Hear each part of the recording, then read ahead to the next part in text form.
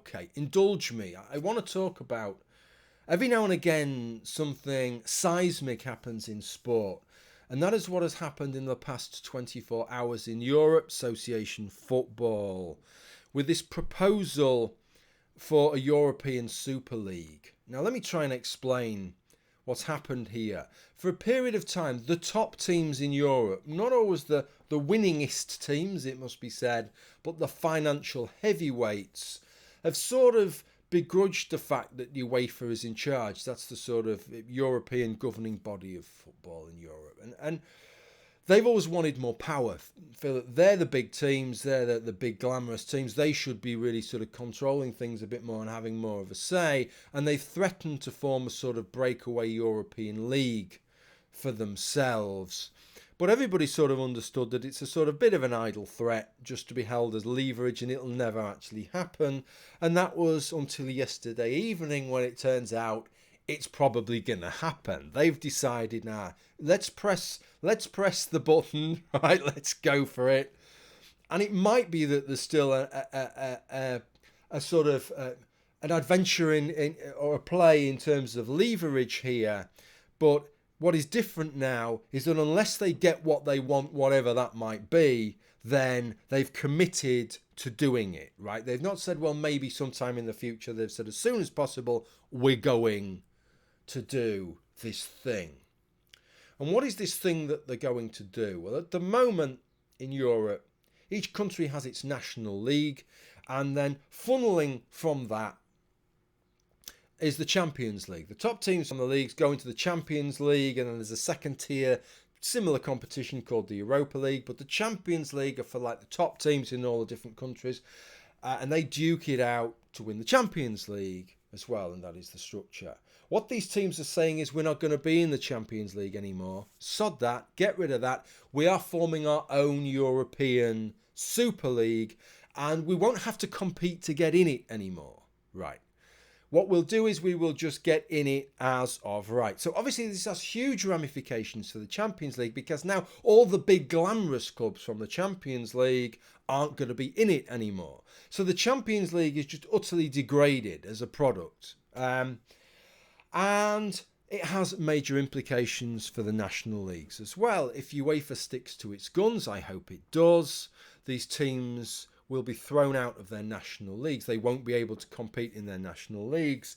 But even if UEFA and the national leagues relent and let them in, it still has huge ramifications, as many people have pointed out, because these teams are going to be earning they're already the richest teams, and now they're going to be even richer, because there's a lot of money already been pre-committed. They will be getting money however unsuccessful this league is.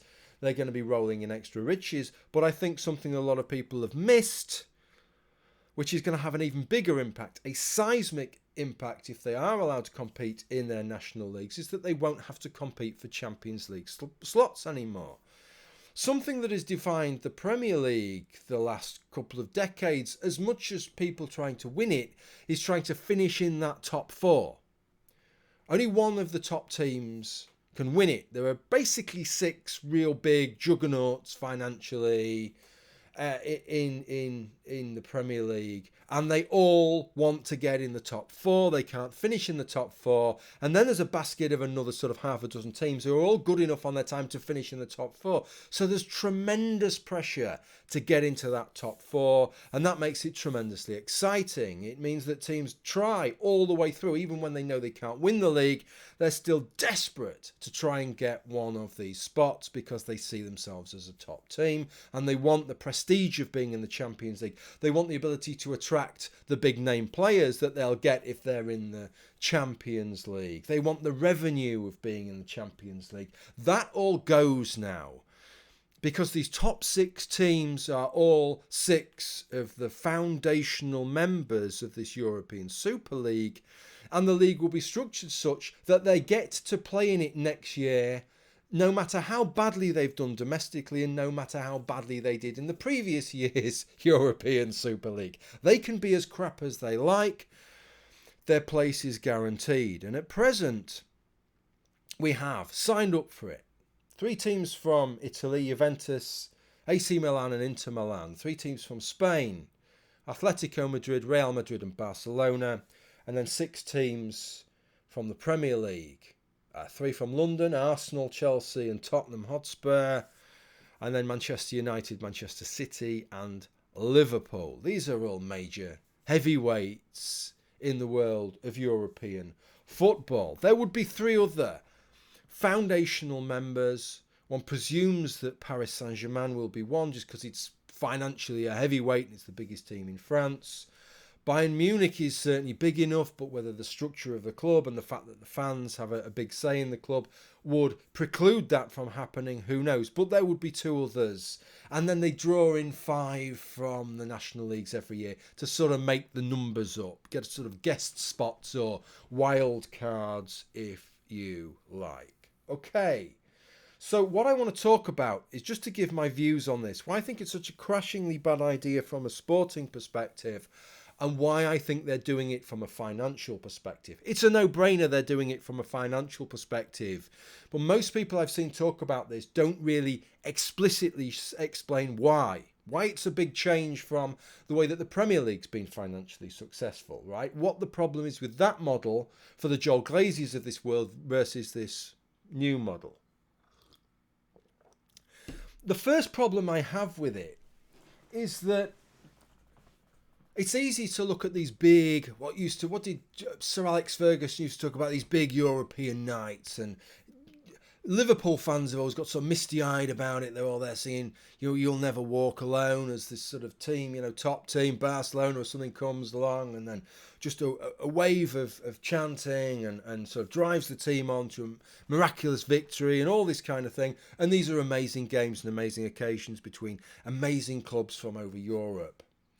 But what makes the big games is the small games. It's that they don't happen every week, okay? If every race in cycling was the Tour de France, then that would devalue the Tour de France.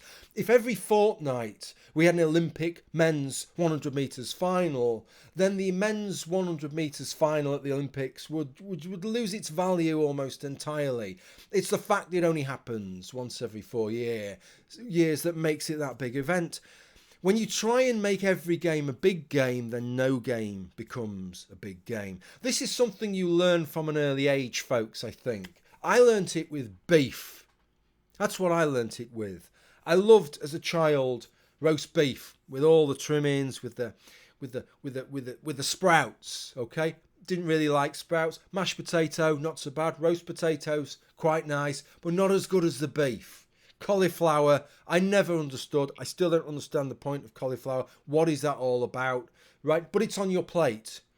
But the highlight of the plate is the beef. It's beautiful. A braised steak that's slow cooked, a little bit of fat on the outside. And when you get one of those bits on the outside, there's a burnt bit and there's some of the fat and there's the beautiful beef and it's just falling apart and it's so tasty. And when you're about 6 or 7, you fantasize about the age when you're allowed to make your own plate up. And you're not going to make the mistake all the adults do of putting all the veg and stuff on. You're just going to mound up with as much meat as you can get away with before somebody tells you you can't have any more meat. And so that's what you do. And you learn a lot that day because you get a quarter of the way through that plate and all of a sudden realise that you're actually pissed off, right, with beef. And all of a sudden, that sprout looks more appealing than it ever did. You fancy a mouthful of mash. Even the cauliflower almost looks like it might serve some kind of a purpose, whatever that may be. And, you learn a lesson there that you need those other bits. You have a sprout, you have a bit of mash, you have a bit of cauliflower, and suddenly the beef tastes nice. It's like a miracle. All of a sudden you want the beef again. But when all you have is the beef, the novelty wears off. And I think this is part of the problem with this, is that you can look at these glamour games and think, let's just have a league where it's condensed, it's all glamour games. But what you end up with, the novelty will wear off quick. And they'll cease to be glamour games. And these won't, even in terms of being glamour clubs, they'll lose some of the lustre because they won't be associated with the tournaments that gave them their lustre. Because this is the thing in sport. What gives a team prestige is winning tournaments that have standing. And tournaments don't just instantly appear with standing. They gain it throughout history. Okay. And this is the same with all these things. The Premier League may have started in 1992, but it evolved. It is just a continuation of the first division of the Football League, which was a continuation of the Football League when it was just one division. Right, and it's the same with the Champions League. It altered in format from the European Cup, but it's a continuation of those things, and they tinkered with the format. But ostensibly, it's the same thing, and that is how we feel about it in any event, and that is what happens. Competitions change sometimes, immeasurably. The Tour de France today, compared to 100 years ago when it started, has changed out of all recognition. One of the first editions, you had to mend your own bike back then. And one of the top riders had broken his forks, and he was in a local village, and he went to the blacksmith and he asked to use his forge, and he had to use the forge to mend his forks, but nobody was allowed to help him. And the blacksmith's apprentice operated the bellows, and this chap was disqualified from the race because somebody had helped him while he was welding his forks back together, right? That couldn't be any further apart from the modern Tour de France. But it's like the ship of Theseus. It's maybe replaced plank by plank, but there is a continuity that you can see. There's no one point where suddenly there's a huge disconnect and it's an utterly brand new ship.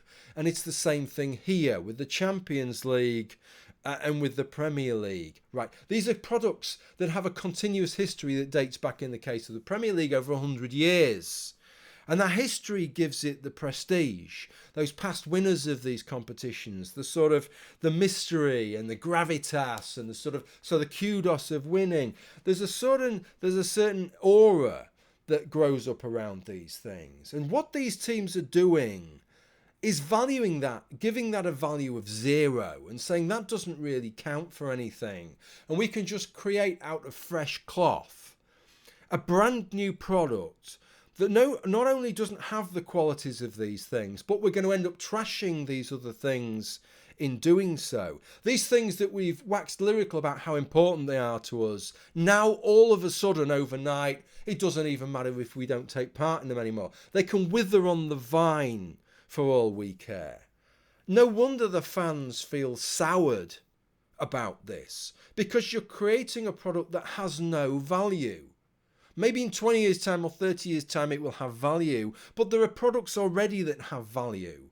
And by leaving those products, you're undermining the things you've done in the past. Real Madrid's won the Champions League 13 times, Liverpool's won it 6 times. And those things become kind of lost, because once you devalue the Champions League, in a way you devalue those past achievements, because people view it in how they view in the present time the Champions League. You've lost part of your history, really. It's a very, very sad state of affairs if this comes to pass. So why would they do all of this? It certainly isn't for a sporting reason. It's for a financial reason. And the financial gains that accrue don't have any sporting benefit. And this is where I disagree with some of the critics of things like the Premier League over the years. The Premier League has a lot of criticism that it's took some of the sort of spirit out of football, and it's all about the money and all this kind of stuff, and it's ruined it. But the fact is that in many respects, the Premier League is now an amazing product that is superior to what it was in the past, because there were always a few teams that dominated it, and it was quite a parochial thing in many ways. And now the money that's gone into the Premier League has made it wildly successful. The truth is that all the national leagues in Europe compete against one another for the best players within Europe, and in fact nowadays the best players from around the world. The first division in English football didn't used to look like that. Foreign players were a bit of a rarity, especially from outside of Europe. And now there are more international players that play for national sides in the Premier League than in any other football league in the world. It's a glittering array of the world's football talent. And the Premier League competes against all these other national leagues. So what has effectively happened is, as the Premier League has got relatively richer, its spending power has got greater. And if it hadn't done that, the Premier League today, or it would still be the first division, would look somewhat pathetic. It would have lost out to all these other leagues. We would be giving away our best players and getting nobody back. As it turns out, instead, we've got these 6 really, really rich clubs, and then the next tier of clubs down are still richer than the vast majority of clubs in other leagues and have the spending power and can buy in these amazing players, and it's created what I think is a really amazing product with a very, very low tail off compared to a lot of leagues. A lot of leagues have 1 or 2 fantastic teams and then you fall off a cliff, and that doesn't happen in the Premier League. And so I think there's been a great benefit to the money. Some of that money has trickled down. All of the money, in actual fact, in many ways has trickled down. And I think that's part of the problem. And this is where I'm really going with this. This is what this is all about, is that if you're a Joel Glazer at Man United or somebody like that, you own this football club. It's a big product. It's a world-renowned product, right? And you expect with any product to have to reinvest in it. Of course you do.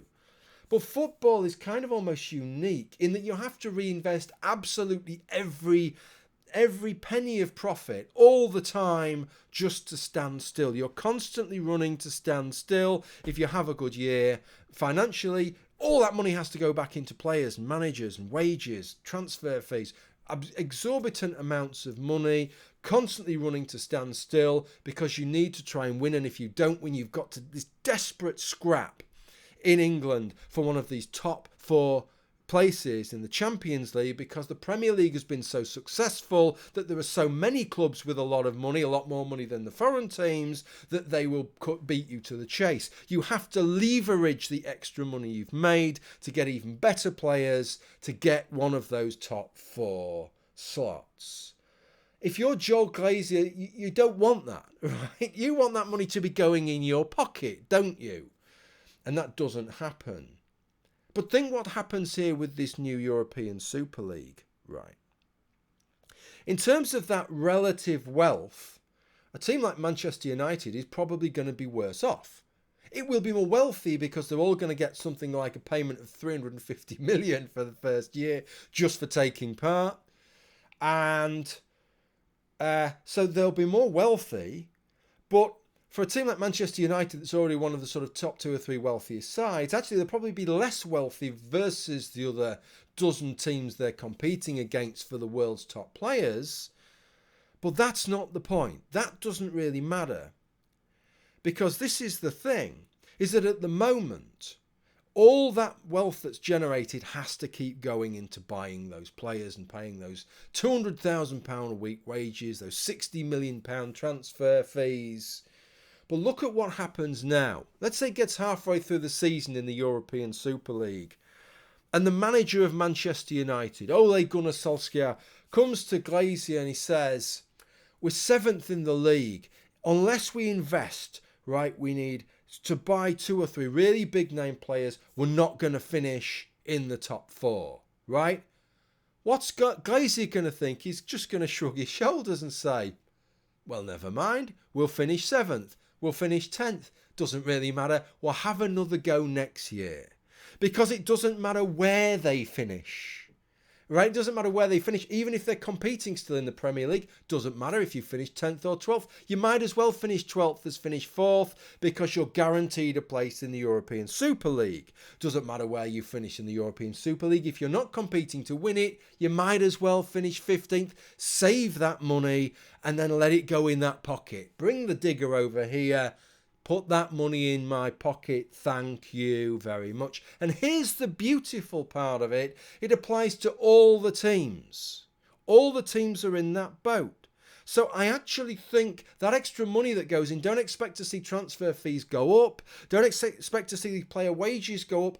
I think they'll start to drift down because the pressure goes down, because there isn't this big desperate bid to trying to get in your domestic tournament into the Champions League anymore. It really doesn't matter. You've got a guaranteed spot anyway. So come the next year, Glazier can open his pocket up again and say to the digger, let's have another bit. That pocket's full. Stick it in that one, I think, this time.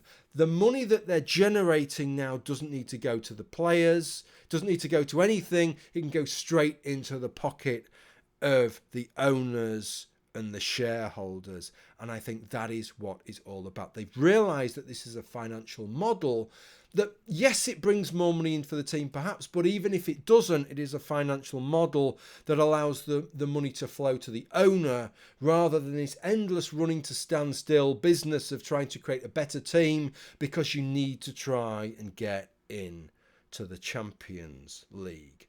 It's going to shatter the Champions League. I think it's going to shatter the domestic leagues one way or another, either because the top teams aren't in them or because the top teams are in them, but the top teams don't really give a toss. Unless they're going to win the league, they might as well finish 10th as finish 3rd because they're more interested in the European Super League and there's no European place for them to fight for anymore. So it's going to make the latter half of the season for a whole lot of these teams an absolute damp squib.